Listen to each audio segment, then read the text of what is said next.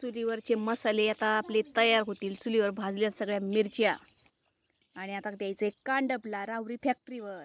आणि आईने तळल्या तिथं पापड्या, साबुदाण्याच्या पापड्या. आज एकादशी आहे ना मंडळी, या मग पापडी खायला. तर आमचं काय काम चाललंय, सगळीकडं नुसता आमचा पसारा पसारा झालाय. इकडं चाललंय कांदा तळायचं काम. तिकडं एक चूल दिसती का तुम्हाला, तिकडं टब भरून मिरच्या भाजून झाल्यात. इकडं कांदा वाळतोय आणि इकडं आरावर ठेवलंय जरासं गरम कडक होण्यासाठी. हे आहे अद्रक आहे, ते चिरून सुकवलेलं आहे.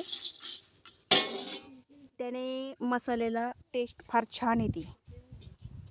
तर अशा पद्धतीचं आमचं काम चाललेलं आहे. तर या मंडळी, साबुदाण्याचे पापड, वेफर्स, उकडलेल्या बटाट्याचा किस, साबुदाण्याची चकली, वाळवणी पदार्थ आपले आता 10 तारखेला विक्री सुरू होईल.